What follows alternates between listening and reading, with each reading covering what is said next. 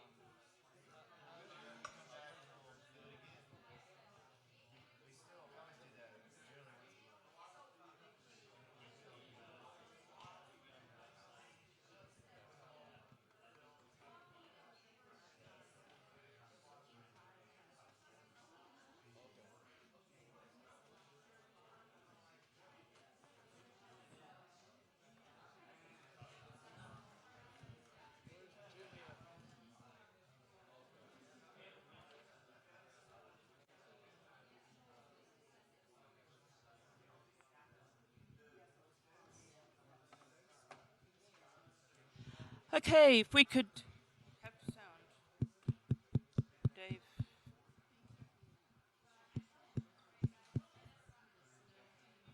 Dave. Dave. Dave. Can you just let Dave know I need the. Dave. It's all right. That's good. Okay, if everyone would like to take their seats and be ready, it is exactly 5 o'clock. We did so well considering our break seemed a little shorter, and you were filling in that survey. You Thank just you very can't much. stand to listen to me that long. Oh, yeah.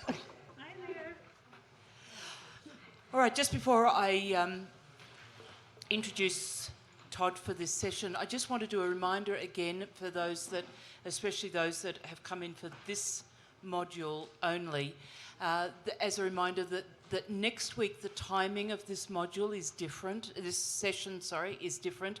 Normally, of course, we start at 5 o'clock and go through till 6:30, but because we have Heidi Baker next week, our session is Heidi Baker, so it will be starting at 6 o'clock and going through to Whenever she's done. whenever she's yes. So we know we didn't want to lose us being a part of Heidi Baker, and so that's going to be a really significant time. So it is still our module. Our module is Heidi Baker, and normally when we have it like a conference like we've got on, we try in our sessions to have one of the speakers come. So we do have Heidi as our speaker. We're just sharing her with the whole of the church. So. 3 o'clock is still just a Paul time? Yes. Right, okay. So then that will go from 3 to 4:30. The other session. Then we have a longer break, and then the 6 o'clock we start here. Is it okay for us to put our stuff in there beforehand since we could be on the floor in here when they go in? I don't think it would be necessary because we've got quite a long break. There'll be that first session will go from 3 to 4:30. And I think most of the students, Neil, most of them are volunteering somewhere anyway, so they're going to have responsibilities. The main students are the module students. We don't have. There's not a requirement for that. But I would say if we feel like I don't know that the place is open anyway until. They're still setting up and things in there, so I don't think we'd be putting our things in, but maybe at the end of the session that would work. I think we said the other day at staff meeting either 5:30 or 5:45 to open the doors to the lobby or to the sanctuary. So you guys will be around and you'll be able to get your things in early. Yeah, yes. So just a reminder though that the timing is different. But if you've never heard Heidi Baker, just come prepared for probably something different to you've ever experienced before. Those of you that have seen her online, all I know is I know Heidi very well. She is what you see. She is just one of the most authentic people that I know. Not the only authentic person, obviously, but she absolutely loves people. She cares for people. That phrase they use, "stopping for the one," is definitely what she does. She's just got great love for people, and so as that unfolds, it can be very different in different settings and at different times. All I know is you will be absolutely blessed, as you will be tonight, because Todd's speaking to us again. We loved that session we had the other week. I took lots of notes, and I just thought it was very clear, it captured our attention, but it was also very, very empowering.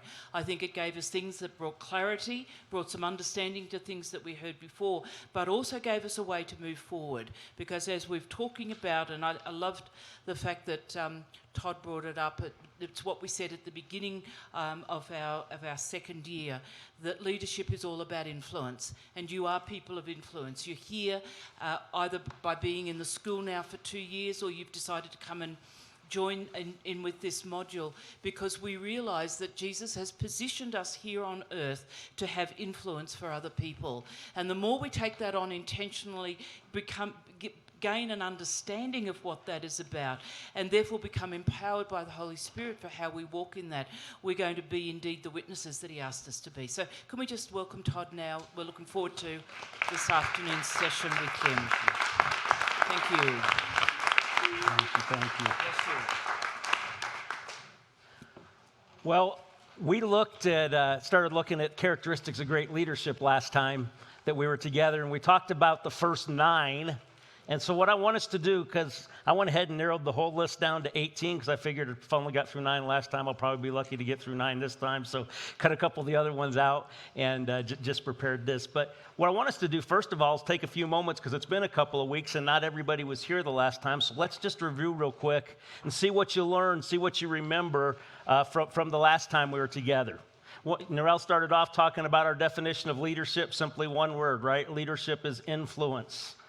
That means that whether you lead in a home or in a ministry, in your family, in your business, whatever the case may be, wherever you find yourself as a person of influence, that is leadership. So these things that we're talking about, these things that we're learning, apply to every single one of us and where we are in our life. And then we ask the question, are leaders born or are leaders developed? Are they made? And we kind of came to the conclusion that it's a little bit of both and, right? There's some natural leadership gifts and abilities that people are born with, but even people who are born with some of these natural gifts and abilities, if they don't ever develop them, will be stuck at a really low level of leadership because they won't grow into the fullness of all they're called to be. So we said there is a lot of things about leadership that we can learn. And so we started through some of those characteristics and those things that we can learn about great leaders.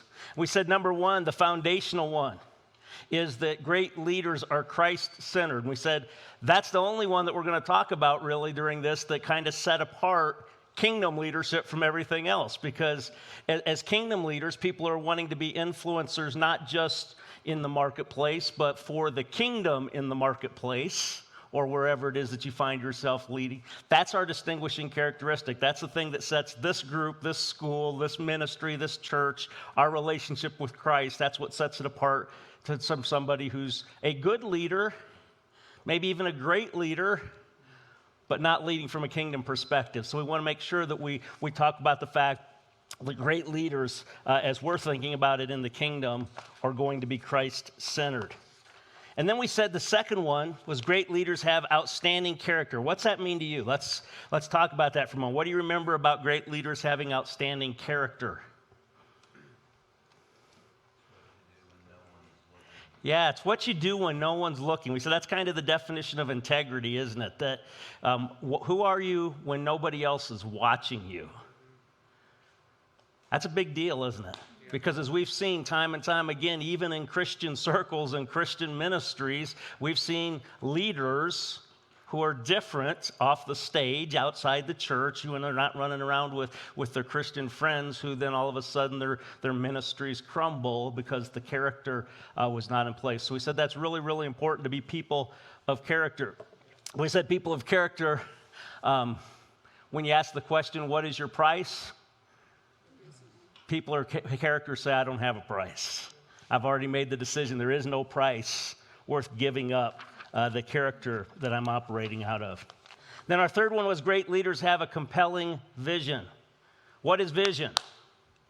David was just talking about it, so you should be really good to go.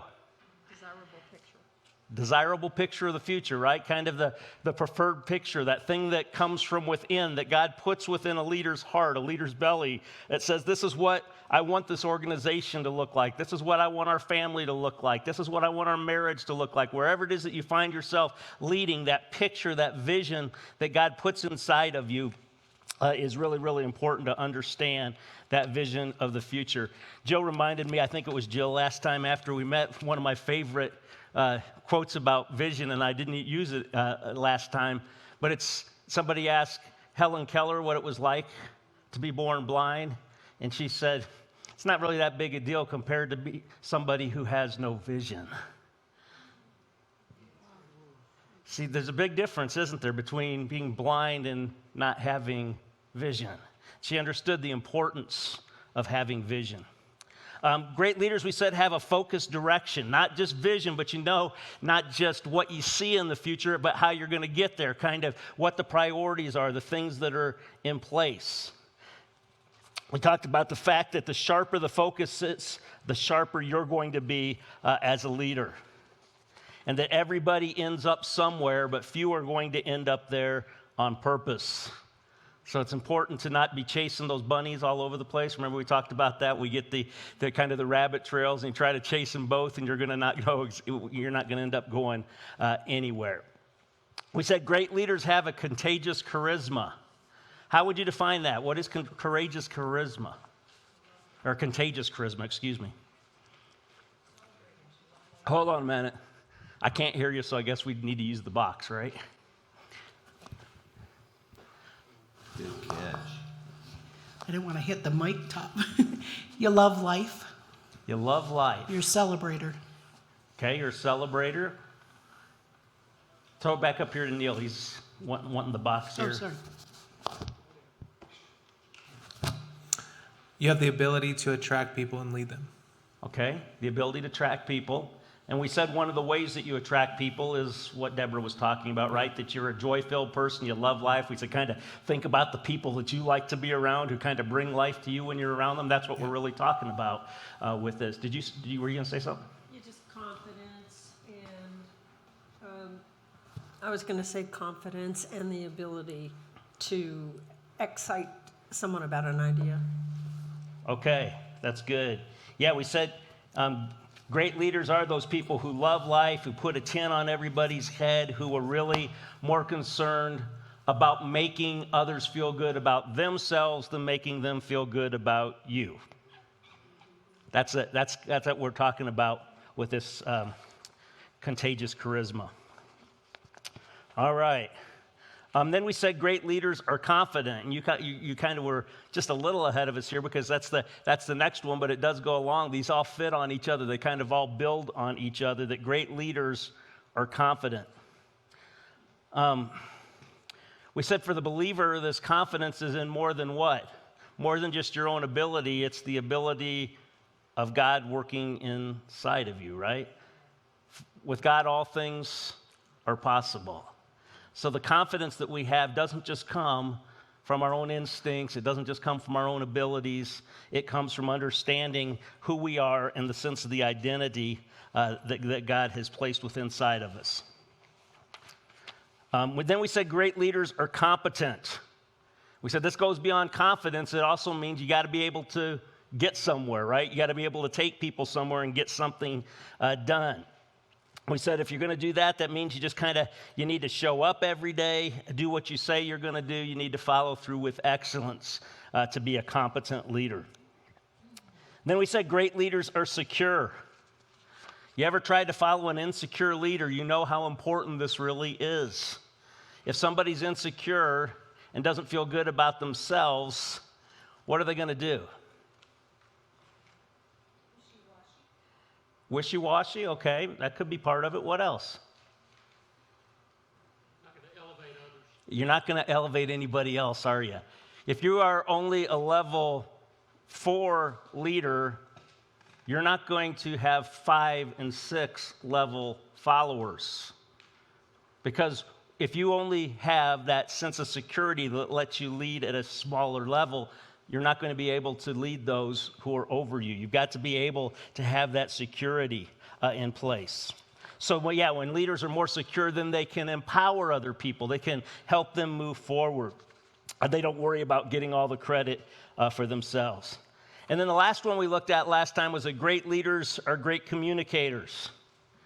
You said that for a leader, communication is connection, and communication is inspiration, not just the transfer of information. We're not just talking about getting a point across here. We're talking about the ability through your words to be able to inspire other people to go where you want them to go. All right, well, let's go on to number 10 then. And we'll spend some time on some of these as we go through this tonight. And remember, with each of these, hopefully you've got your notes again. We started over with one, even though we're not going to go back through those tonight, because I wanted you to have the scriptures. Make sure you keep those scriptures, look them up, because every one of these leadership characteristics we're also tying back in to understanding that these things come from the Word of God. Okay, so another important characteristic of great leaders is that great leaders model coachability, or another way to say that would be teachability. How many of you ever heard of John Wooden? John Wooden, the great basketball coach at UCLA. Did I skip one? What happened here? I think I hit it too fast. I'm going the wrong way. Let's get back there. We'll put it up there. There it is. Nope. It's back the other direction. I'm going. There we go. It's what you learn after you know it all that counts.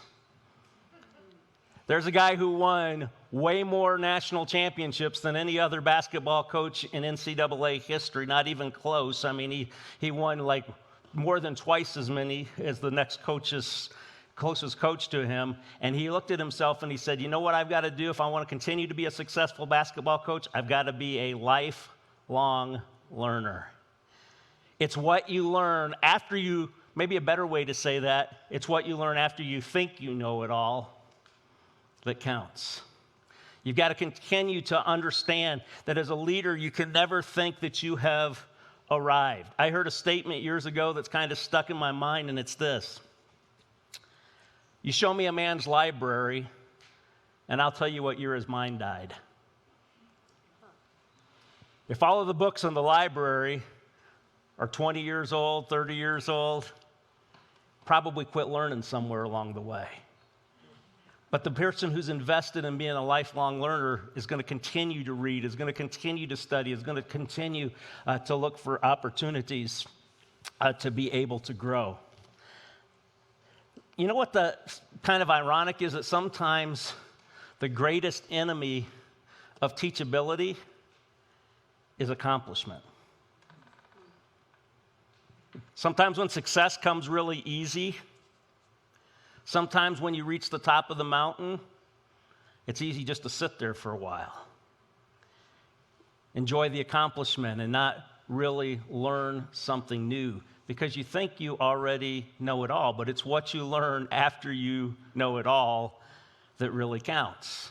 I'm a huge Chicago Cubs baseball fan. I mean, I buy the baseball package and watch at least part of almost every game during the course of the season because I just really love the Chicago Cubs. In 2016, they broke over a 100-year curse and finally won the World Series. Great team. Guess what? They've had almost the exact same team the last 3 years. The next year, they made it to the National League Championship Series and lost. The year after that, they made it to the first round of the playoffs and lost. Last year, they didn't even make it to the playoffs. Same exact team. What happened? Well, they fired their manager this last year because they said they became complacent. It's what you do after you know it all that counts. It's continuing to learn. It's continuing to make that progress. So how can you grow in teachability? You've got to learn from the mistakes that you made. Teddy Roosevelt said, "He who never learns from his mistakes makes no progress." How do you learn from your mistakes? Probably the biggest thing, the thing that keeps most of us from learning from our mistakes, is we got to be willing to admit that we make them. To not have our ego in the way in such a point where we think that we don't make any mistakes. So let me ask you, how do you react when you make mistakes? Do you admit them? Do you apologize? Do you learn from them?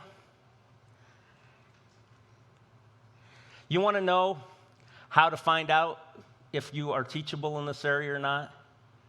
Probably the best way is to have somebody you know and trust who's willing to speak truth into your life, because we all have blind spots. And those blind spots can keep us sometimes from seeing ourselves as we really are.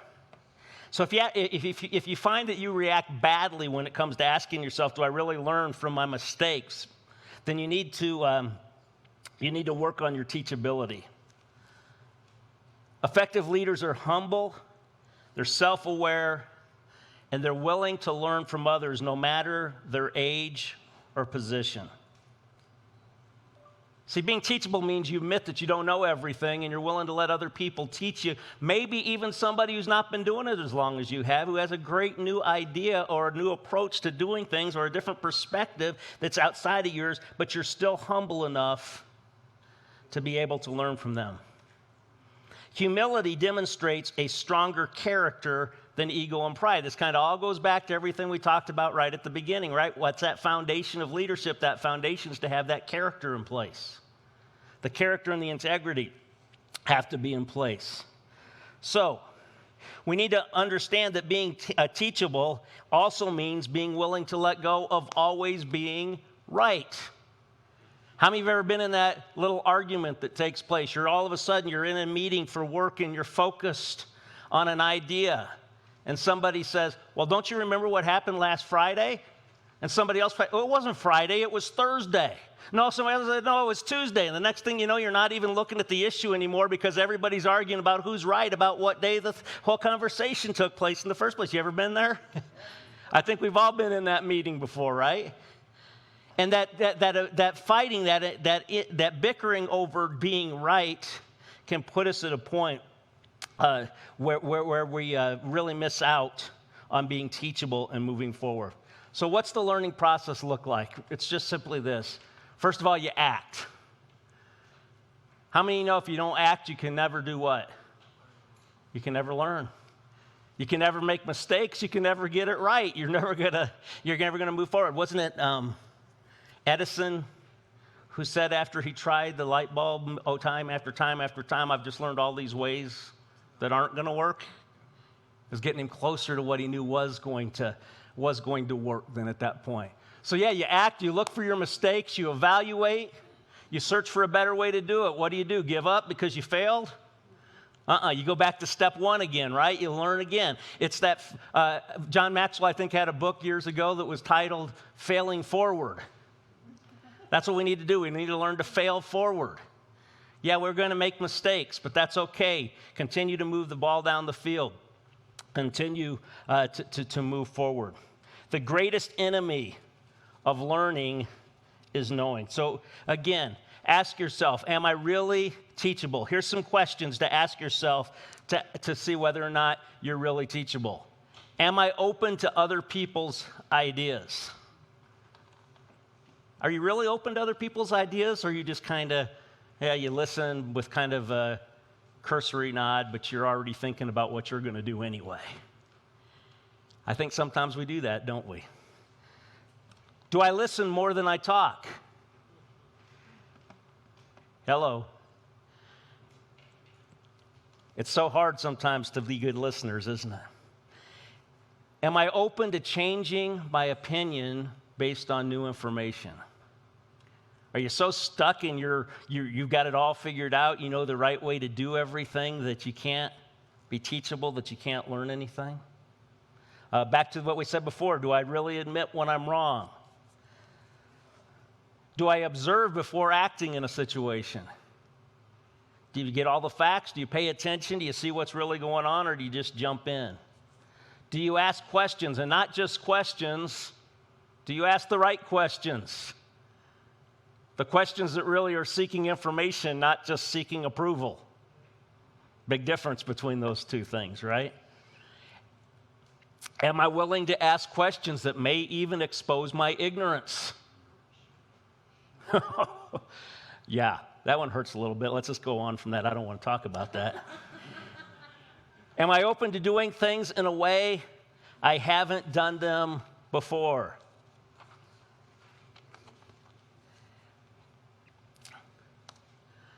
Am I willing to ask for directions? That's for the men in this room, right? We never stop and ask for directions. Do I act defensive when I'm criticized, or do I listen openly for the truth? Being defensive is not being very teachable, is it? And it's really easy to shut people down and be defensive. Another John Wooden quote goes along with this. He said, everything that we know, we learn from somebody else. Solomon put it this way in the Bible, right? There's nothing new under the sun.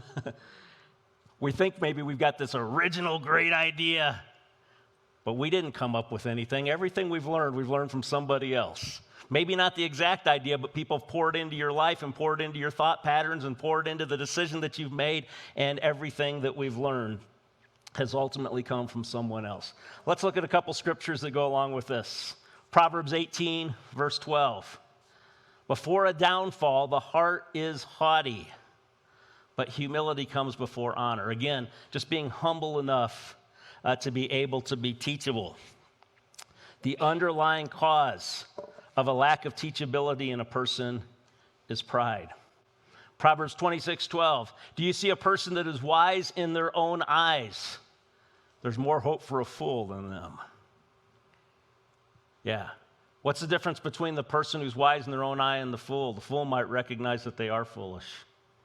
The person who's wise in their own eyes, you can't teach them anything. They've got it all figured out. 1 Corinthians 4:7. What did you have that you did not receive? And if you did receive it, why do you boast as though you did not? Which again, just coming back to that same idea, everything we know, we learn from somebody else. You know, all that we have is a gift that's been given to us. When we express that joy over that, we recognize it's come from God's goodness and not our own. We recognize that it comes from the hand of God. Okay, let's look at another one. Great leaders have a positive attitude. You realize that your attitude will determine your altitude? The attitude that you have is going to determine how high you go in life. Viktor Frankl, he made a name for himself as a psychiatrist in Vienna, but he was also a Jewish prisoner who was in Auschwitz in a Nazi prison camp during WW2. His experience had a profound effect on the psychiatric practice that he would develop moving forward. And what he learned during that time as being a prisoner and the things that he took into his psychiatric practice probably could be summed up in this one quote.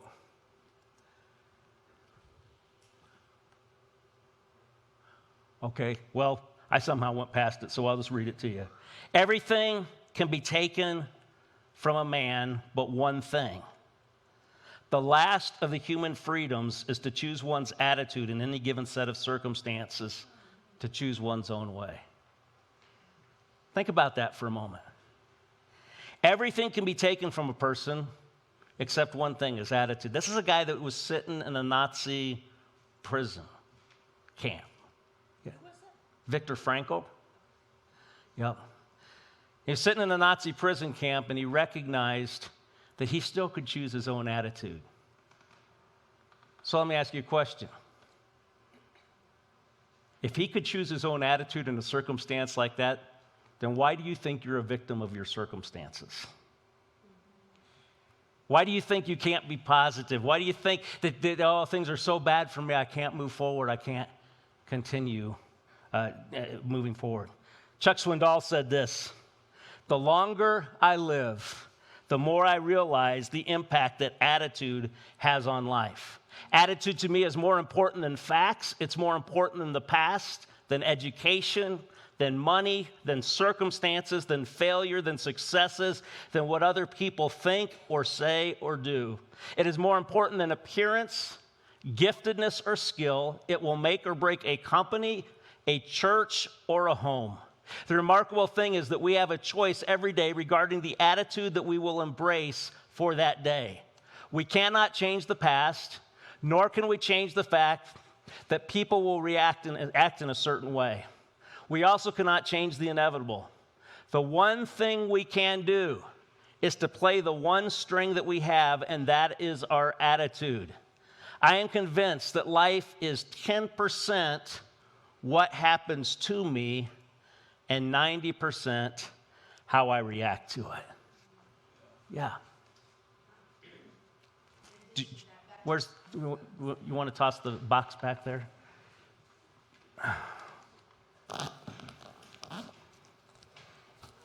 back to Viktor Frankl. There's a quote that he's really famous for, which goes along with that, because to feel like we always have the attitude we need is not realistic. Yeah. So the quote that he has is like, between stimulus and response, there is a space. And in that space, that's where your freedom is to make your choice. And so I love that. I don't know, where he was spiritually, but just the fact that he went what he did through the concentration camp. But to be able to say that there is that space to be able to pause, to rest, and to make your choice what your attitude is going to be. So That's to good. me, that makes it more realistic. Yeah. No, I think you're exactly right. And it's very similar to this too, right? That life is only 10% what happens to me and 90% how I respond to it. It's that space in between where you get that chance to make a decision as to what your response is going to be. So having a positive attitude is really important. If we're going to lead and have influence on people, especially when we're talking about positional leadership. I mean, it's true everywhere, but it's really true, I think, in positional leadership. You don't have to have a positive attitude. You don't have to have a positive attitude to have a leadership role or even to lead, but you have to have a positive attitude if you're going to fulfill that role successfully. There's a big difference between those two things. Because the leader who doesn't have that positive attitude isn't going to lead long. They're not going to lead successfully over a long period of time. Leadership has less to do with position than it does disposition. The disposition of the leader is important. Why? Because if you're going to be a person of influence who influences the people that follow you, they're going to be influenced by the way that you lead. So you have a positive attitude. A positive attitude means that you're up. It means that you have, I think it was Simon said this morning, you have that hope. And what is hope? It's the positive expectation that something good is going to happen. Yeah, that comes from Steve Backlund. You're right. I've heard Steve Backlund say that before, but Simon said it this morning. So you know what they say about quotes? The first time you use it, you say that Steve Backlund said. Yeah. The second time you use it, you said, I've heard it said. And the third time you use it, you say, I've always said. That's how you borrow other people's material and move forward with that. Yeah, if you're going to lead successfully, you've got to have that positive attitude, that positive outlook on life. So why is it important to have a positive attitude? The first reason is because your attitude is contagious.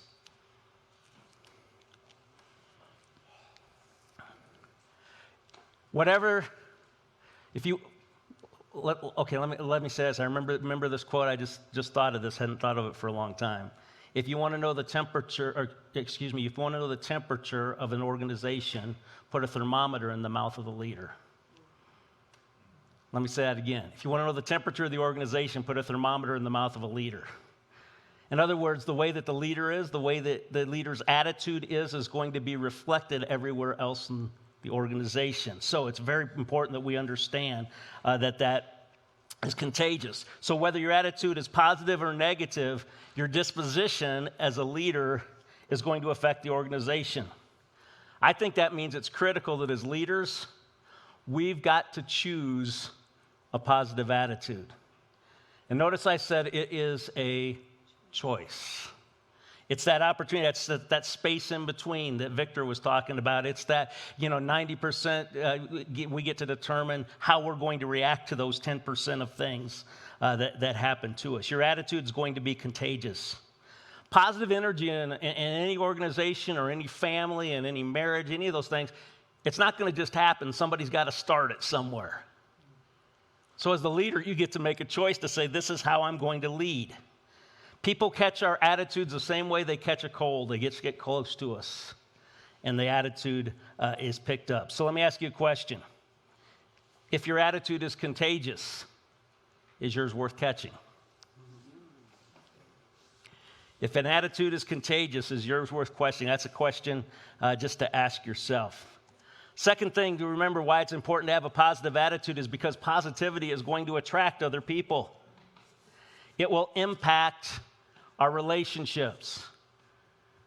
What's the primary characteristic of a leader? Leaders have what? Followers. We talked about this, right? He who thinketh he leadeth and hath no followers is merely taking a walk. Yeah. So we need to remember that you have to have followers to be a leader.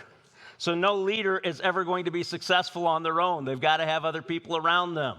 Positivity attracts other people to not just follow you because they have to, but because they want to. And those who follow you just because they have to aren't going to be around very long. There's going to be a lot of turnover in an organization like that. So when you think about the people who are leaders that you actually are willing to follow, don't you really notice that they have this kind of positivity? I mean, when was the last time you really thought, boy, I really like to follow that guy because he's got such a sour attitude. I just enjoy being around that every day. Is that the kind of person you're looking for? No. That's not what we're looking for in the people that we want to follow, and that's not what people are looking for when they decide whether or not to follow us. Our ability to achieve success is dependent upon the people around us. It's dependent on other people, and so we have to have a positivity that attracts others to us. We can have all of the leadership skills in the world, but if we're demanding and abrasive and not positive and we're negative about things, guess what you're going to have to do? You're going to have to work twice as hard to get half as far. And people aren't going to follow you very easily. If you are negative, you have to pour a lot of energy into trying to convince other people to follow you because they don't really like being around you much in the first place. It's a lot easier to lead from a position of positivity where people are drawn to you and they want to be attracted to you. So, positive attitude is attractive. The best leaders know this and they understand that that's part of leading successfully. Here's the third thing. Positivity also creates productivity. Again, ask yourself a question. Are you more productive in a positive environment or a negative environment? I don't think we have to think very long about that, do we? I mean, all of us understand it's much easier to be productive in a positive environment. If you want to just simply look at the bottom line, study after study has shown that profits go way up in an organization, in a company, when positivity is reflected from the top. So if you just want to be driven by the bottom line and not just simply doing what's right and what's good as a leader, and you just want to be successful and you want to be profitable, that's one good reason to be positive, because positivity produces productivity. So if you want to have this positive attitude, how do you improve your attitude? First thing you got to do is you got to feed yourself the right food. You've heard the saying, you are what you eat. Boy, that's true when it comes to our attitudes. We are what we eat, the things that we feed on, the things that we put in. If we're just like a computer. If you put garbage in, you're going to get garbage out. We got to think about the things that we're feeding to ourselves on a regular basis. And we talked about this verse in my message this morning about the power of words and how words change the way that we think. Romans chapter 12, verse 2. Do not conform to the pattern of this world, but be transformed by the renewing of your mind. You got to feed yourself those things that are going to renew your mind. And then Philippians 4:8. Whatever is good, whatever is true, whatever is noble, whatever is right, whatever is pure, whatever is lovely, whatever is admirable. Don't those things all sound like positive things? Whatever is those things, think about such things. You know, there's an Old Testament scripture that says as well, that as a man thinketh in his heart, so is he. So is he. So be careful what you're feeding to yourself. The second thing is achieve something every day, even if it's small. Do you understand how much better you feel about yourself when you can just check something off your list and say, I got something done? How many of you have ever seen I was going to play this tonight and I didn't get it downloaded. Have you seen the Navy Admiral that's there's a YouTube video out there about how he makes his bed every morning? And he just simply talks about the fact that the discipline that he learned that makes him feel better about himself every day is that he gets out of bed and the first thing he does when his feet hit the floor is he makes his bed. And he said all of a sudden he feels better about the day. He knows he's checked something off his list. He's moved something down the field. He's accomplished something, and then now all of a sudden begins to feed into that positive attitude for the day. Accomplishing something will create a level of pride where you can feel good about yourself and become more positive. And then the last way to do this is just kind of place those positive thoughts, those positive things out there where you can see them. You know, motivational statements, putting them on your windshield of your car, putting them on your bathroom mirror, those things that are going to feed positive into your mind, it's really important to do those kind of things. However it is that you can stay positive, do those things. Do those things. All right. Here's the next one. Great leaders are courageous. Courage is that quality that distinguishes great leaders from excellent managers. Let me say that again. Courage is the quality that distinguishes great leaders from excellent managers. What do you think the difference is between a leader and a manager? Leader says, no, go ahead. Well, a manager manages the status quo, and a leader Takes you somewhere, right? Takes you somewhere. Back to that idea of vision and direction and moving forward and accomplishing and bringing the team along with you somewhere. There's a lot of people who are managers, but if you don't have courage to take risks, to move forward, you're always worried about hurting somebody's feelings, or you're always worried about making the wrong decision, and you don't have the courage to continue to move forward, then you're going to find yourself as simply an excellent manager and not really a leader. Aristotle called courage the first virtue because he said all of the other virtues kind of flow out of this. It's what makes all the other virtues possible. You have to have that courage in place. What is courage? The dictionary defines courage as the quality of mind or spirit that enables a person to face difficulty, danger, pain, the future, all of those things without fear. Without fear.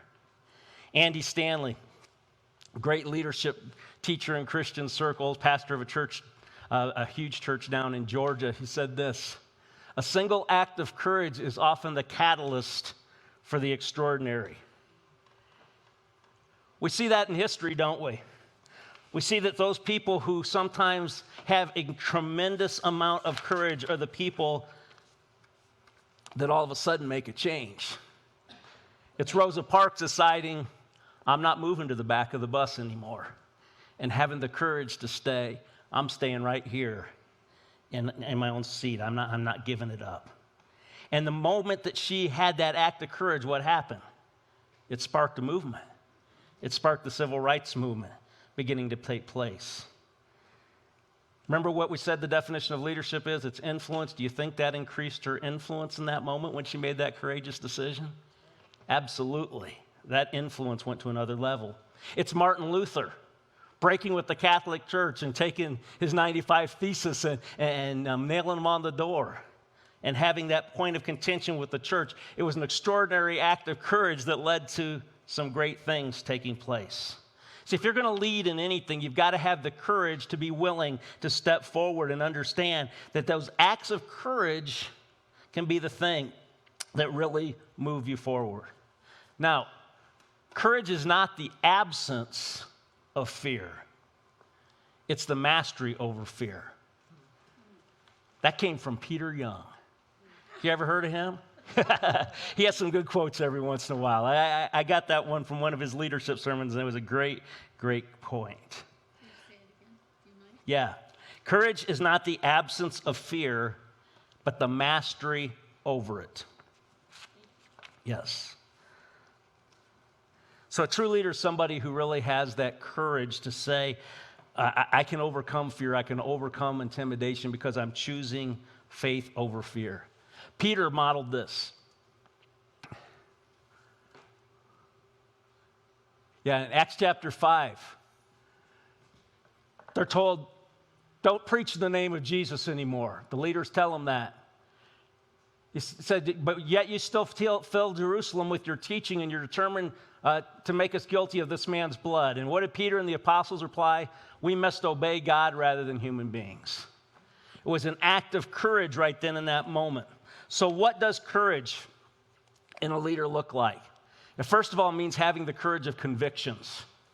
You've got some things that you're willing to take a stand for that are right, even when those decisions may not be popular.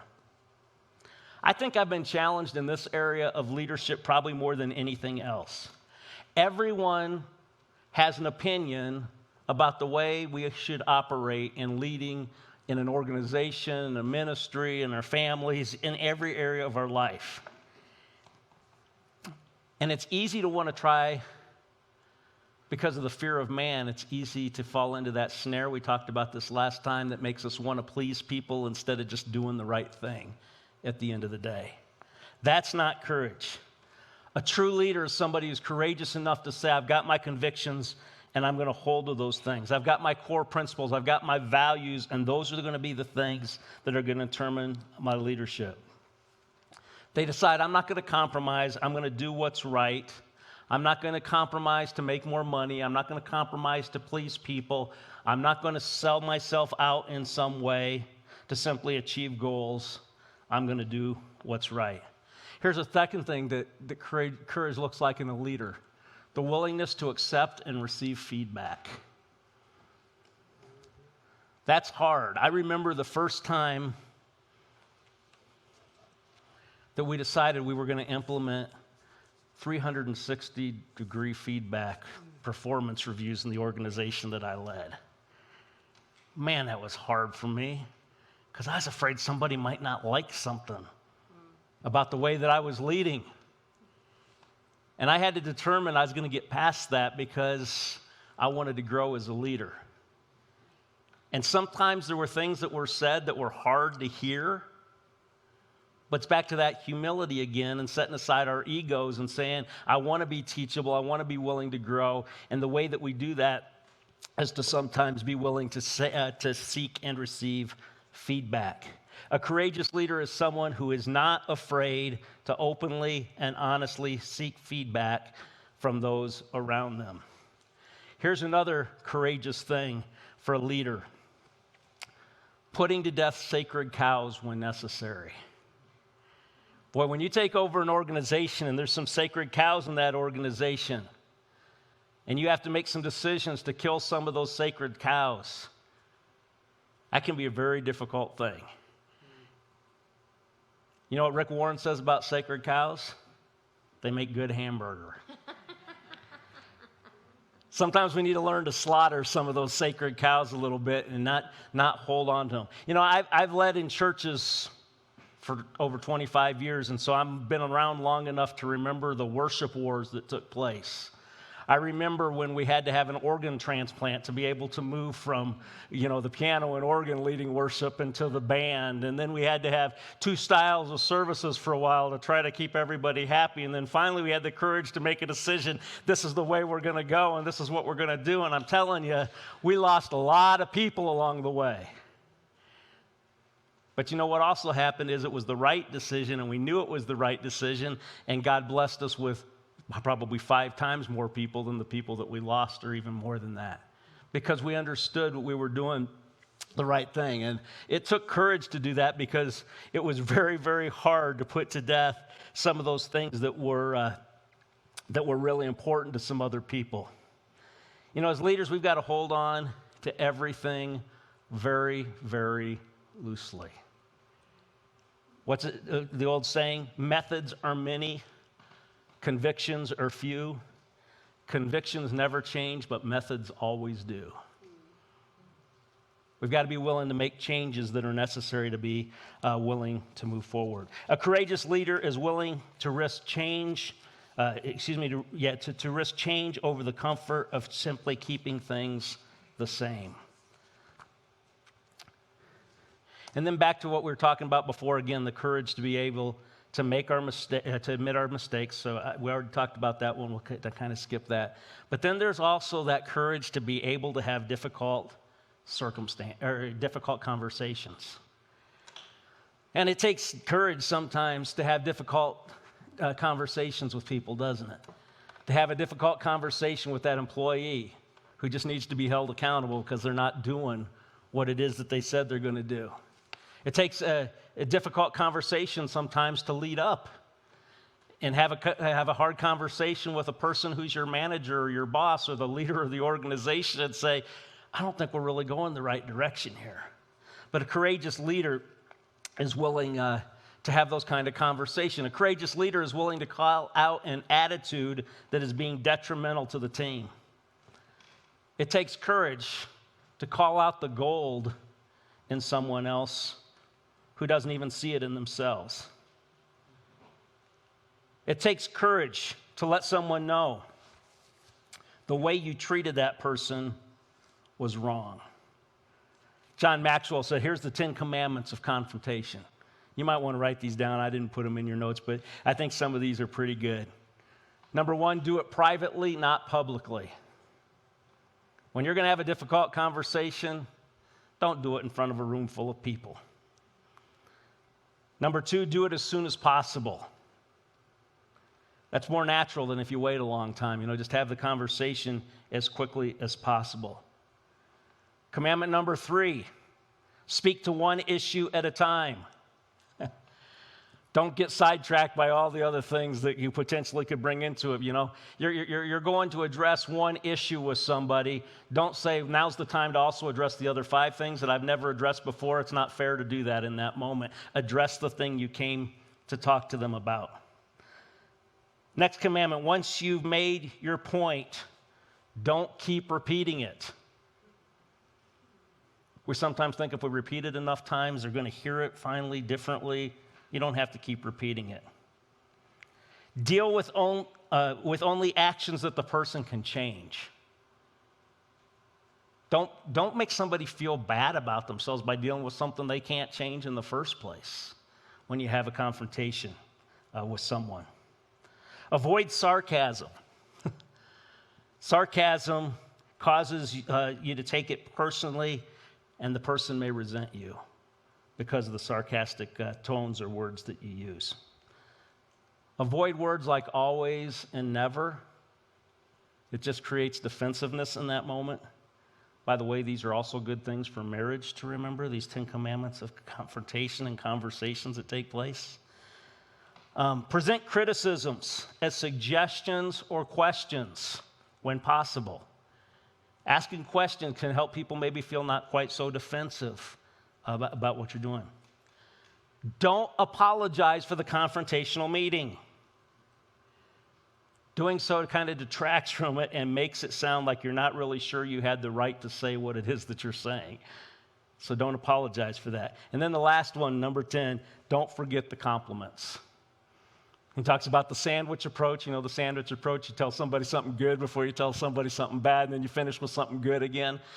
That's sometimes that's overdone and a little overused, and I understand that can seem a little cliche-ish almost sometimes, but the point's still well made. Make sure that you don't just talk about the negative. Make sure you also point out positive things that people are doing right. Okay, number 13. Great leaders practice delegation and empowerment. John Maxwell said this in developing the leaders around you: if you want to do a few small things right, do them yourself. If you want to do great things and make a big impact, you've got to learn to delegate. Yeah. See, when a senior leader in an organization or a manager over a team or a person in a family that leads in a family, if they can't delegate, they hurt the organization, they hurt the family, they hurt the team because they're trying to do everything themselves. The culture suffers. CEO Eli Broad said this: the inability to delegate is one of the biggest problems I see with leaders at all levels. So notice there's 2 parts to this: delegation and empowerment. And both have to be in place. Delegation is giving people tasks to do. Empowerment is then letting go and allowing the people to accomplish the task. Lots of people are good at delegating. Would you do this for me? But I'm going to watch over your shoulder and make sure you do it the way that I want you to do it. And that's delegation without empowerment. Empowerment is necessary for effective results if you really want to delegate to people and grow an organization. The empowerment needs to at least be equal to the responsibility or the load that's been given to the person doing the task. When delegation happens without empowerment, what takes place? First thing, morale suffers. If you're given a job to do, but you're not really given the authority to do it, if you're told to, protect this and you're given a gun, to protect the situation and there's no bullets in the gun, you feel kind of powerless to really do what it is that you've been asked to do. People will feel used if there's delegation without empowerment. If you delegate someone with responsibility and don't empower them with any authority to fulfill the responsibility, they feel like they're being asked to do the impossible, and that's an attitude killer. Here's a second thing. When delegation happens without empowerment, decisions are made slowly. Why? Because if I delegate you a task as a leader in an organization and I don't empower you to move forward and really just accomplish that task, what do you feel like you have to do? You have to come back and ask me every time you make the next step in the process, every time you make the next decision. And all of a sudden, the leader becomes the bottleneck that keeps progress from being made. It keeps things from being able to move forward. Here's a third thing. Creativity is lost. When people don't feel like they're empowered, they kind of give up hope and they kind of lose creativity to try anything new because they know it's going to be shut down anyway the moment they come up with that new idea. Here's the fourth thing. Accountability is low. It's really hard to hold people accountable for something if you tell them, I want you to do this, but you don't really empower them to do it. So there's not going to be a whole lot of accountability in an organization like that. Leaders can't really hold followers accountable for tasks that they never let go of. Ken Blanchard wrote, empowerment means you have the freedom to act. It also then means you are accountable for the results. So there's accountability when both of those things are in place. Back to security that we talked about last time. Only secure leaders are really willing to empower other people. If they're not secure, they're not going to empower anybody else because it might look like they did something that the leader didn't get credit for. There's no security in that. In Exodus chapter 18, I didn't put this one on the slides because it's too long a passage here, but I want you to see what's going on here in this chapter. Exodus chapter 18. You want to go ahead and turn to that in your Bible, go ahead. Exodus 18, 13 through 27. And I want us to see about delegation and empowerment taking place here.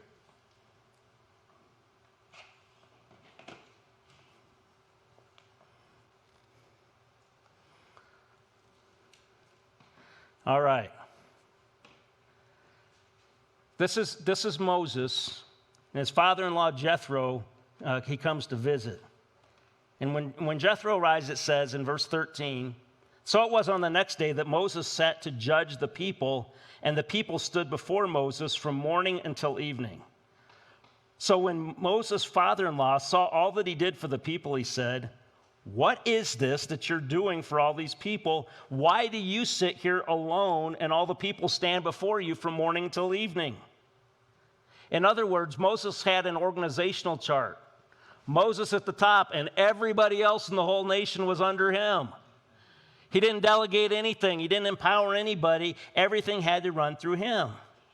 And Moses said to his father-in-law, because the people come to me to inquire of God. He was feeling pretty good about himself. A little bit of codependency going on there, right? They have to come to me. I feel good about that. When they have a difficulty, they come to me, and I judge between one and another, and I make known the statutes of God and his laws. So Moses' father-in-law said to him, the thing you're doing, it is not good. Both you and these people who are with you will surely wear yourselves out, for this thing is too much for you. You're not able to perform it by yourself. Listen now to my voice. I give you counsel, and God will be with you. Stand before God and before the people so that you may bring the difficulties to God, and you shall teach them the statutes and law and show them the way which they must do and the work they must do. Moreover, you shall select from the people able men, such as fear God, men of truth, hating covetousness, and place over them rulers of thousands, rulers of hundreds, rulers of 50s, rulers of 10s, and let them judge the people at all times. In other words, that's far enough. You get the point. What he's saying is, you've tried to do this all on your own, and so many of us, when it comes to leadership, when it comes to accomplishing something, we think we have to do it on our own. It's look at his father-in-law, look at him and say, that's not good. If you want to really move forward, you've got to learn to delegate, and you've got to learn to empower people. And so he called people around him, and he put them in place to move forward. Here's another characteristic of a great leader. Great leaders make great decisions. Let me put this another way. Great leaders make decisions, period. There can be nothing more frustrating than following somebody who will never make a decision. Somebody who's a great leader is somebody who's going to decide and say, this is where we're going to go. This is the decision that we're going to make. It may be the wrong decision, and if I make the wrong decision, I'm willing to admit that I made a mistake. We already talked about that, right? But you got to decide. You got to say, we're going to move forward. See, as a leader, you can only collect so much information. You can only collect so much input. And then you need to decide and you need to act. Don't allow yourself to get stuck on the paralysis of analysis. Just looking at information over and over and over again. Lee Iacocca, the old chairman of Chrysler, said even the right decision is the wrong decision if it's made too late. Sometimes we just get ourselves in trouble because we just don't decide and we don't move forward. Another John Wooden quote, he said, we only make this, I skipped a word in there, that's why that doesn't make sense. We not only make decisions, we are made by them. The decisions that we make are important, they kind of shape us. So Mike Whitaker, the author of The Decision Makeover, he suggests some tools for trying to make good decisions. First thing to remember is that not all decisions are created equal. Successful people recognize there are simply small decisions, there are medium decisions, and there's really big decisions. Small decisions impact you for a day. Medium decisions, they might impact you for a month. Big decisions, they may impact you for a long period of time. But you understand that those small and medium decisions, they're not make or break decisions that are going to stop the organization. So don't put so much time into making those things that you can't move forward, that you can't begin to make progress. Second thing, deal with bad decisions. When you make a bad decision, admit it. Bad decisions are okay. It's, again, back to what we talked about before, that you're going to fail forward. So good leaders recognize when they make a bad decision, and then they fix that decision, they go back to it, and they continue to move forward. And then it's the last one he mentions is avoid pitfalls. Recognize yourself and those times where you're probably going to make some bad decisions. When you're too hungry, when you're too tired, when you just had a long day, that's not the time to be making the decision. Make sure that you're at a point where you're going to avoid some of those pitfalls because you recognize that that's not a good time to be able to make a decision. Mike Whitaker said this, successful people know when they're not in a good place to make a decision and they say, let me sleep on that, or let me think about that, I'll get back to you. They're okay with not giving an answer right that minute. They defer until they know that their mind is right. See, when we make decisions and we're not in a good frame of mind, it can lead to some consequences, can't it? So we need to recognize that and make those decisions. Good things ultimately come, though, to those who decide. And the Christian leader, we know that the ability to make good decisions comes not just from ourselves, but relying on the wisdom that comes from above, right? It's relying on God. Proverbs 3, 5, and 6 says, trust in the Lord with all of your heart. And don't lean on your own understanding. In all your ways acknowledge him, and he will direct your paths. He'll help you make the right decision. And then he tells us in James chapter 1, if any of you lacks wisdom, do what? Ask for it from God. He'll help you make the right decision. And notice he does that. He gives it generously without finding fault. You may not even be in a very good place at that moment of time, and God says, you know what, I'm not going to find fault with you.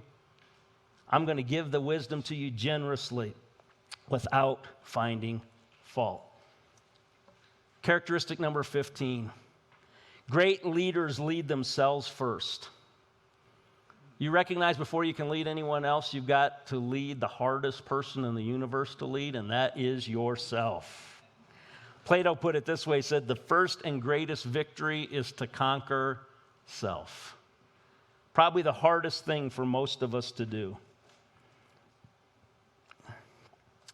You know, when you start to read through the lives of great leaders, you find that they understand this, that they tackle that self-discipline and making sure that they are under control first. The Greek word for self-control comes from the word meaning to grip or to take hold of. So when we're talking about controlling ourselves, we're talking about getting a grip on ourselves. We're talking about taking hold of ourselves. It's saying that those who would lead successfully need to get a grip on their own lives first and take control of their own success or failure before leading someone else. John Maxwell said, self-discipline is making the choice to achieve what you want in life, but doing what you don't really want to do. You know, when you make those decisions to do those things that you don't really want to do, someday you might be able to do the things that you do really want to do. But you first of all have to start with self-discipline, getting yourself under control first. All great leaders understand that their number one responsibility is for their own discipline and personal growth. You got to recognize if you can't lead yourself, you can't lead other people. I found this and I thought it was really good. If you cannot lead yourself, others won't follow you. If you cannot lead yourself, others aren't going to respect you. If you can't lead yourself, others aren't going to listen to you. If you can't lead yourself, others won't trust you. If you cannot lead yourself, others won't understand you. And then if you can't lead yourself, ultimately, how are you going to make a difference? Yeah, I thought that was really, really good. And it's really, really important for us to understand that priority of leading ourselves. We create many of our own problems when we don't lead ourselves first. Yeah, we put ourselves in some bad situations. Do you recognize that if you're seeing the same issues coming up over and over again, that there's a common denominator in those issues? If you're dealing with the same problems at home that you're dealing with at work, that you're dealing with at church, everywhere you go, there you are. Recognize the common denominator in all of those circumstances and realize that if you're going to lead successfully, you got to first of all lead the hardest person to lead, and that is yourself. Saw a sign in an office one time, if I could kick the person who's responsible for my problems, I wouldn't be able to sit down for a week. And that's true. Most of the problems that we face are really self-inflicted. So if we're going to lead ourselves, what's the key? First of all, you got to learn to be a good follower. You cannot really be a good leader if you've not first of all learned to be a good follower. Bishop Sheen said, civilization is always in danger when those who've never learned to obey are given the right to command. You got to lead yourself before you can lead someone else. Good leadership requires an understanding of the world of the followers that we live in. And that means that we have to understand what it is to be a follower. Jesus said this, pretty good words from Jesus. You know that the rulers of the Gentiles lord it over them, and their high officials exercise authority over them. Not so with you. Whoever wants to be great must be your servant. So you got to learn to be a good follower. You need to learn to serve other people. Second, if you're going to lead yourself, you've got to invest in yourself. You ever notice how we love to invest in everything and everybody else but ourselves sometimes? But the first person that we need to invest in is we need to invest in ourselves. Read about leadership, find a mentor, invite them to go to lunch, begin to ask questions, learn from other people. Back to if you're going to be a leader, you've got to be a lifelong learner. And then develop self-discipline. I heard a story about Frederick the Great of Prussia. He was walking one day on the outskirts of Berlin when he encountered a very old man walking straight in the opposite direction. And Frederick looked at him and said, "Who are you?" "I am a king," the man replied. "A king?" laughed Frederick. "Over what kingdom do you reign?" "Over myself," the old man replied. He understood that the first and greatest kingdom that any of us have to be monarch over is over our own lives.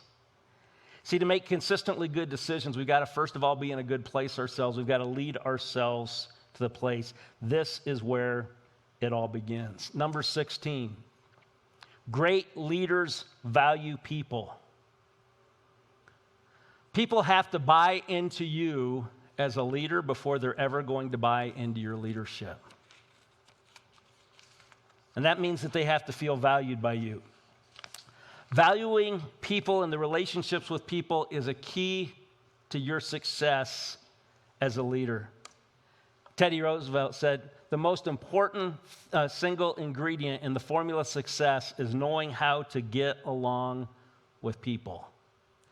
Dale Carnegie wrote that famous book, How to Win Friends and Influence People. And if you've never read it, you really ought to read it. Might be an old book, but I'm telling you what, it's got some great truth in it that we need to learn what it is to really connect with and get along with other people. A great leader recognizes that leadership isn't just about position, it's about relationships. It's about connecting with people. People do not care how much you know until they know how much you care, right? Yeah, that's more than a slogan, that's more than a statement, that is absolutely truth. You've got to display that you really care about others before they're going to care about you. You got to display that you're loyal to others before you can expect that they're going to be loyal to you as a leader. John Maxwell put it this way: you have to love your people more than you love your position. Think about that one for a moment. Do you love your people more than you love your position? So how are you going to improve your relational skills as a leader? Prioritize people over tasks. This is one that sometimes can be really, really difficult for me because I tend to be way more of a task-oriented person than I am a people-oriented person. I can get so focused on all the things I have to get done that I can walk past people and not even realize that they're standing there sometimes. It's really easy to get like that. I remember John Maxwell telling a story years ago at a conference that I was at. He was talking about Dan Ryland, who was his executive pastor at the church out in California at the time. And Dan Ryland walked into the church one day, and John was standing in the lobby, and he was just having a conversation with some people. And Dan Ryland walked in. He's carrying his briefcase, and he walks right past all those people and walks past John, and he went into his office, and he sat down, and he started to open up his briefcase and started to work. And John Maxwell said he went walking into his office, and he said, "What are you doing?" He said, "I'm working." He said, "No, you just walked past your work right out there, and you missed it." We can walk right past our work sometimes when we don't pay attention to people and really prioritize people over task in our life. Second is we've got to serve others. Jesus said, "Whoever wants to be great among you has got to be the servant of all." And Jesus set us the example, right? In John chapter 13, he washed the feet of the disciples, and he said, "Now that I've washed your feet, you've also should wash one another's feet." And then be generous.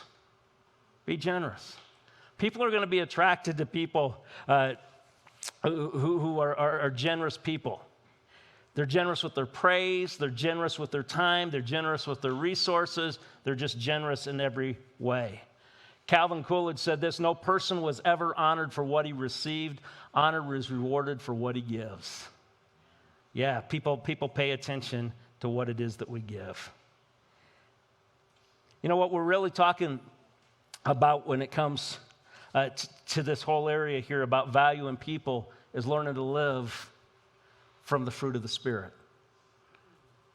Galatians chapter 5, fruit of the Spirit is love and joy and peace and patience and kindness and goodness and faithfulness and gentleness and self-control. Against such things there is no law. When we learn to live that way, we will value the people around us in every way. You know, I heard a few years ago we had one of the leaders in the Rockies organization was going to our church, and I knew him. Believe it or not, this was about, 7 or 8 years ago now, and I don't know if they still do this, but the Colorado Rockies were implementing teaching the fruit of the Spirit in every level of their organization, all the way down to the lowest level of the minor leagues. They didn't call it the fruit of the Spirit. They were teaching people about love and joy and peace and patience and kindness and goodness.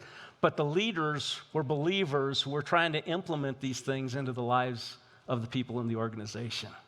And they recognized that if they could get people to begin to understand what it is to really live this way, that it would begin to create a value in the people around them. Number 17, great leaders are great problem solvers. You can measure the size of a leader by the size of the problem he tackles.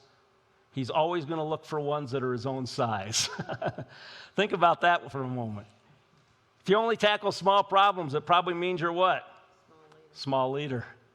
But the big leaders, the leaders who really are moving forward, are going to be willing to tackle those problems that nobody else wants to tackle. No matter what size organization you lead, from leading yourself or your marriage or your family to a team, to an organization, to even bigger things than that, you're going to face problems. What are you going to do with those problems that you face? Here's some qualities of leaders who are good problem solvers. Somebody who's a good problem solver as a leader is going to anticipate the problems before they happen. They kind of got that vision. They kind of got that overall perspective, that overall view. They're on the lookout for those problems. They anticipate when they might be coming. Number 2, they accept the truth. Some people just simply ignore problems and hope they'll go away. But a good leader does not bury his head in the sand. He navigates people through the troubled waters that are in front of them. They'll tackle the problems head on and move the organization forward. Number 3, someone who's a good problem solver, they focus on the big picture.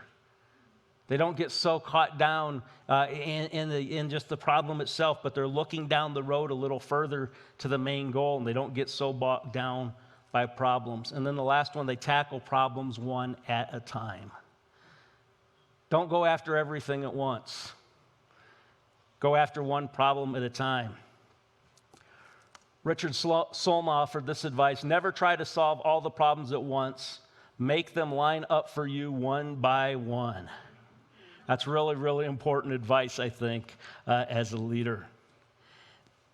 And the biblical scripture I put for this is Jesus told us to speak to our mountains, right? He said, if any of you says to this mountain, go throw yourself into the sea, and does not doubt in their heart, but believes that it will happen, it will be done for them. He's saying, don't let the problems, the obstacles, the giants, as we talked about this morning, getting in front of you, keep you from moving forward to what I've called you to do. And then here's our last one. We're going to wrap up with this one. Characteristics of great leaders. Great leaders are faithful and fruitful. Kind of coming back to being kingdom leaders again, right? Being faithful and being fruitful. God is interested that we are faithful in our stewardship of whatever area of responsibility He gives to us.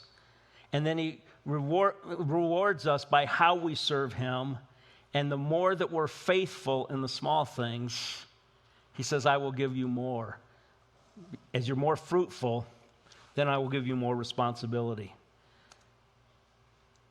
Jesus said, whoever can be trusted with very little can also be trusted with much. And whoever is dishonest with very little will also be dishonest with much. See, faithfulness is really defined this way. It's just simply being dependable with what it is that you're given. Synonyms for this would be fidelity, loyalty, commitment, dedication, follow through, all those things that are really, really important as a leader. And then you can look up some of these scriptures that go along with this. I'll give you a couple I think they're in your notes there. Luke 19, 12 through 27, and Matthew chapter 25, 1 through 14. We're not going to take time to go through those tonight. But that's the parable of the minas and the parable of the talents. And in both of those stories, we see that there is a reward given. And what is that reward that is given? It's more responsibility based on the fruitfulness with what was given. The point is, faithfulness is commanded, and faithfulness, when fruitfulness takes place, is rewarded with greater opportunity. You want to grow in your leadership? Be faithful with what it is that you've already been given. When you're faithful with the small things, then more responsibility will come. So we've talked for a couple weeks about some leadership responsibilities, and we have just a few minutes left, but here's what I want you to do. I want to encourage you to develop a personal growth plan. Somebody asked me last time, so these are great things, what do we do with this? This is what you do with this. You put a plan in place. I did this for years with my staff every single year. I told them I want you to put a personal growth plan in place. This isn't your growth for your department. This is a personal growth plan for you. How are you going to grow as a leader over the course of the next year? So as you look through this list, pick 2 or 3 things. You might just take a moment right now, think about it. What are the 2 or 3 areas that you think you need to grow in the most? Is it decision making? Is it confidence, self-confidence? Is it competence? What area do you need to grow the most in? And then I'm going to give you a really simple growth plan that's only going to take you 3 hours a week, but will move you a lot further down the field next year at this time than you find yourself out right now. Monday, Wednesday, Friday, here's 3 things to do. Monday, spend some time picking one of those 3 areas, 2 or 3 areas that you've chosen, and spend some time just praying and seeking God on that area. Listen. Let the Holy Spirit speak into your life. Just soak a little bit and listen to whatever it is that God has to say about this. How many of you understand that what God has to say about the situations that we want to grow in is more important than anything else that we can find? And the only way that you find that out is by listening to what He has to say. Spend some time in the Word. Spend some time just listening to what it is that God has to say. Wednesday, you might listen to a self-help podcast or a leadership podcast on that area that you want to grow in. You know how much time that takes? Probably about the time that you commute back and forth to work. Just put it in, listen to it while you're doing something else. Maybe it's while you're working out and you're listening to that at the same time. I'm not saying you need to add a bunch of hours to your week. I'm saying use those hours that you have to have a plan in place as to how you're going to grow as a leader to another level. And then on Friday, what you might do on Friday is you spend an hour you found a book on that particular topic, and you're going to dive into that book and take some notes on that book. We're talking about 3 hours a week. But what difference could those 3 hours a week make in your ability to develop some of these characteristics and to become a better leader next month, next year, 5 years from now than you find yourself right now? That's what's really, really important for us as we move forward, is that we're growing constantly. And that's going to take some intentionality, and that's going to take some effort on our parts. All right, any questions? Anybody has anything we've talked about? No questions? Yes? It was back on, oh yeah, sorry. Who was it that did the 10 Commandments? Who was that, John Maxwell? I think it was John Maxwell, yeah.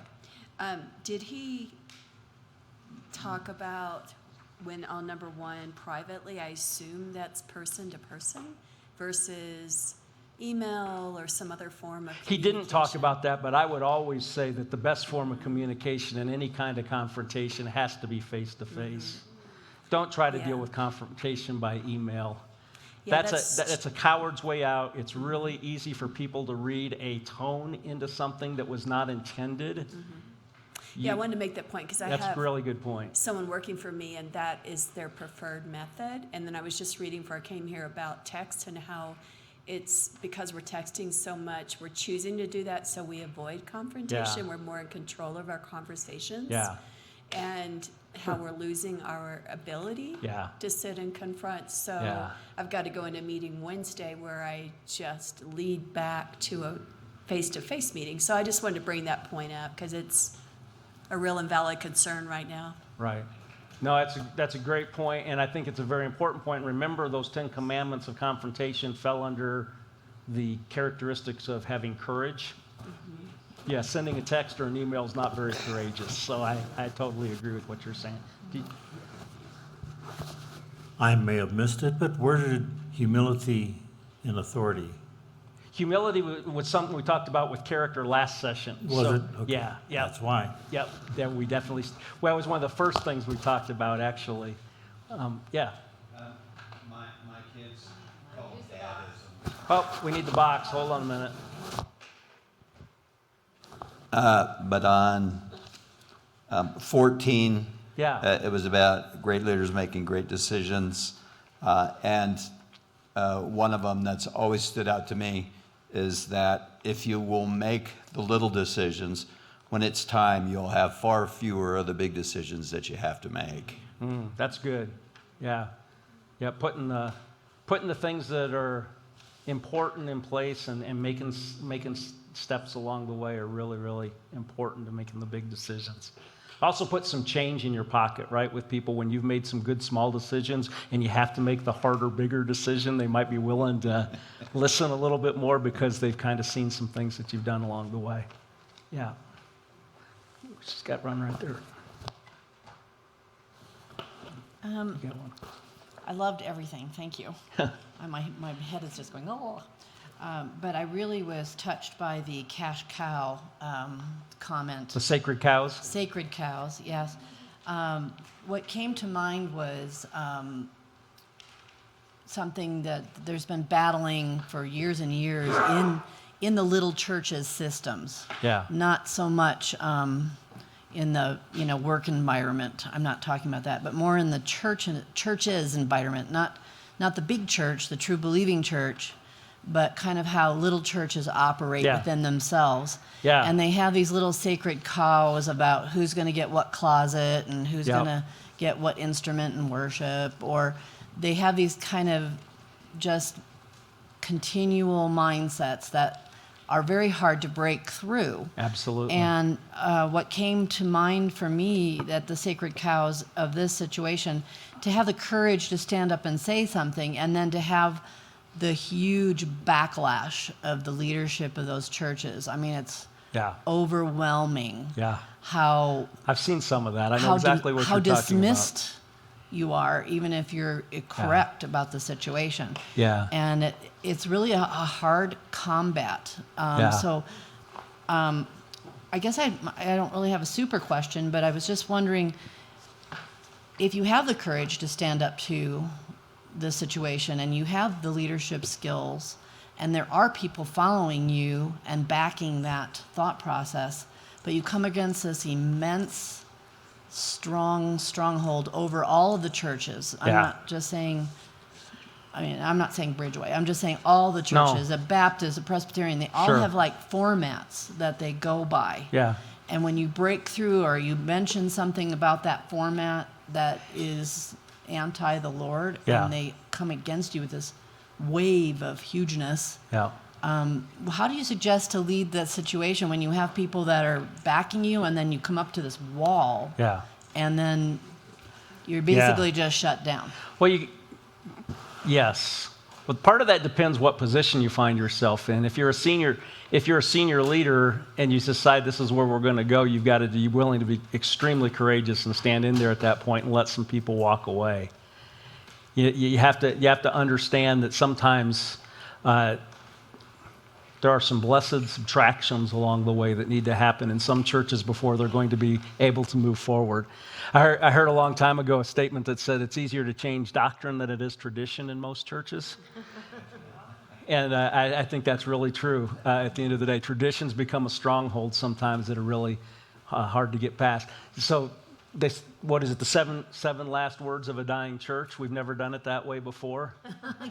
Or we've always done it that way. That's another one. That's another one as well. We get so stuck into the things the way that we've always done them, and it can be something, especially, I don't know why churches seem to be more that way, it seems like, than even any other organization, but churches really tend to be that way. And I think it's because we do sometimes have a tendency to hold some of those traditions almost like their doctrine. Like that we've always done it this way, and it's really, really important that we always do it that way. Yeah. Yeah. I think we've got to also pick up on exactly what you just said. What's our position in this place? Right. Because there is a difference to, as you made that suggestion of being the leader, leading the leader, Right. and leading the people into that, and people Yeah. have a choice to follow. There is another area, though, and you alluded to it earlier. How do we lead up with leaders when we're not in senior leadership or not in leadership? We can be convicted about something and believe it is right, but the way we present that to leadership is really, really important, and we can actually be wrong when we are right. Yeah. Because the way we go about trying to bring in something that is so-called right may not be appropriate at all. And I think there is that honour and respect for those that actually are the leaders, those that are carrying the leadership. And there is a time and a place where we actually have to move away, because we're not actually asked to bring reformation to a denomination or a church. If we believe differently, we are allowed to keep that belief, but we may need to move into something where we are not trying to force leaders to go along with something just because we think it is right. And, you know, there is a way that we then go about doing that honours and bless and still stay true to our convictions.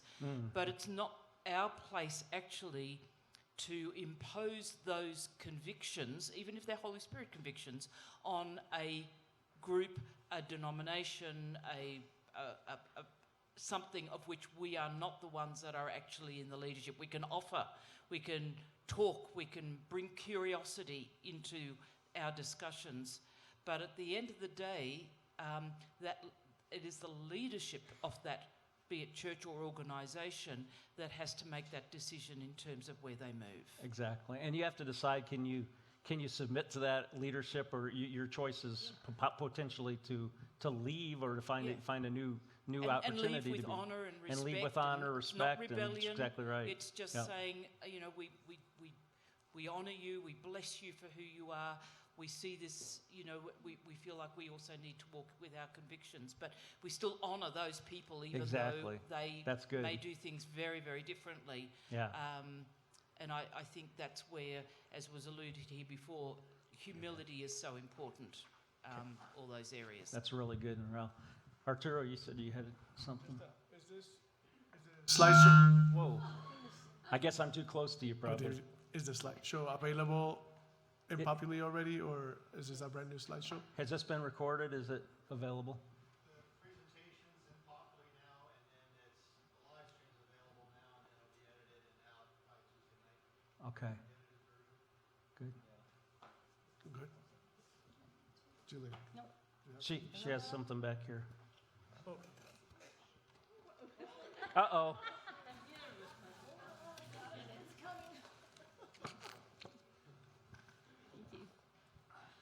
I feel like I've been fire hosed in a really good way. Thank you very, very, very much. I do have one I guess I'd like your thoughts on. Okay. When you're not working in a church environment and you're working in companies that may not operate in integrity. Yep. There's a saying that you always CYA, meaning cover your backside. Yes. So I'm. And they use that saying in churches too, trust There you me. go. Okay. And you use the abbreviations, I'm sure. I think it's important after you have a difficult conversation to then follow up with confirmation email, text, or writing of some kind. And I've encountered issues when that doesn't occur. So I would just like your thoughts on that. Yeah. People saying, no, that wasn't said. No, this is what I said. No, this is what. So thoughts would be appreciated. Yeah, I think when you have confrontation or difficult conversations that take place, I think you never deal with those things by email, but you document everything. I totally think you document everything, just for clarity, if nothing else, to make sure this is how I understood our conversation, this is the steps that we agreed to take, this is how we're going to move forward, and do you understand it the same way or whatever, and document that stuff. I totally think that's important. Yep, because whether people lead from a place of integrity or sometimes even don't lead from a place of integrity, we all make mistakes, we all forget, or we all have our own perspective of how a conversation went, and it may not even be a lack of integrity issue, it may just be a completely different understanding or perspective of what took place in that conversation. So it's really important to document that stuff. Yes? I'm going to give him the mic there. Could you talk a little bit more about compelling vision in a business setting? Yeah. We talked about vision last time, but let me just kind of summarize a little bit what we're saying with that. And that is that we have to have a clear picture of the future of where we're going to take people, and they've got to recognize and they've got to hear that clearly. It's really, really important for a vision to be clear. It's really important for a vision to be succinct. And it's really important for the vision to be the driving force that then puts the decisions in place that you're going to make for the organization. So if you have a vision that's completely disconnected from the decisions that you make and the decisions and direction that the company is going, the priorities that are in place have absolutely nothing to do with the vision, you've either got the wrong vision or you're not making the right decisions, because it ought to really go together. It ought to go downfield together at that point. So it ought to be recognized. So yeah, there's some really good books that I would recommend on vision and putting that together. Vision is kind of seeing the picture of the future. Then your mission is how you're going to live that out and how you're going to go with it. Sometimes people get confused between those things, but it's really important to have both of those in place as you move forward. Yeah. Good. Anything else? All right, Narelle, you want to wrap us up? Thank you, guys. Can we just thank Todd? That's just been great.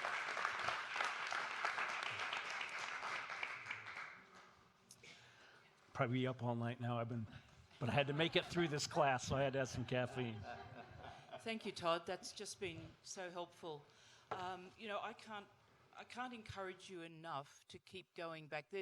There are gems all the way through. And, today's, for those of you that are, part of the whole class, has worked together so well, even though they're sort of separate areas. And just that whole thing of, I believe God is on us, having a clarity about our vision, and then how we walk that out as a leader of humility, authority, integrity, is something the world actually, we might say, well, our culture is so not walking in, or where I work, they don't walk in this. But, there is something that in people that responds when they see that modelled. And there is something that people are drawn to. So can I really suggest you go back, keep going through this, work it through with the Holy Spirit.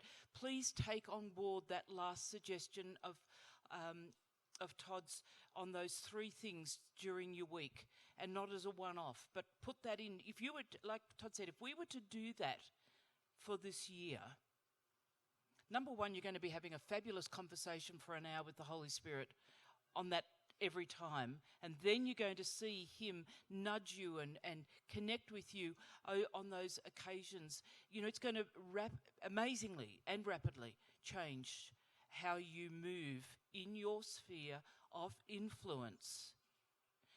please, as I've said it several times today, and for, I recognize that it may be repetitious. Please do not discount yourself as a leader because you have a definition of as a leader that sets somebody somewhat on a pedestal and that with whom you do not identify. Keep back all the time. God has got you right now as a person of influence in the sphere where you are. That applies to your home. It applies to the neighborhood that you're in. Some of us are actually praying to get out of the very sphere of influence that God has you in because he knows you are light and there's darkness. I'm saying that absolutely seriously. While ever God has you there, he will protect and empower and use you. It does not mean he won't get you out of a hard situation. But what if he keeps you there one day longer and it has a profound influence in a way that you may never know on those that are influenced from what you have been. And sometimes we diminish the impact of that influence because we're dragging our feet into our day saying, God, get me out of here, get me out of here, get me out of here. I'm not saying that we shouldn't ask God to move us. I'm not saying that at all. But what I am saying is, for every day that you are in a situation that is a God-empowered moment, and God can use you amazingly for the kingdom of God. So, Lord, I just want to pray for each person in the room today as we've been touched by your Spirit. We've been challenged in practical ways. First of all, to recognize that right here and now, we are people of influence. We're not becoming people of influence. We are people of influence. That you have got us positioned right where we are, be it our family, our neighborhood, our work, the things in which we even casually engage. They are all opportunities for you, Holy Spirit, to get out and have influence. And I just pray that right now each person will have, with that sense of humility and yet the capacity to know that they are authorized by you to walk each day empowered by you, Holy Spirit, to touch, change both the atmosphere as well as the tangible areas of our lives. And Lord, I just pray that as we take on this challenge that Todd has given us at the end there, that we take those 3 opportunities to grow, that we just know that this is something you are on, Holy Spirit, that you will work with us with this, that you're growing us into everything that you have always dreamed we would be. And your dreams always come true. So we want to partner with you. Bless each person as they go home now. Safe travel on the road and a wonderful, fabulous week ahead. In Jesus' name, amen. Bless you. Just a reminder, this class next week, Heidi Baker at 6 o'clock, but I do advise you get here a lot earlier than 6 o'clock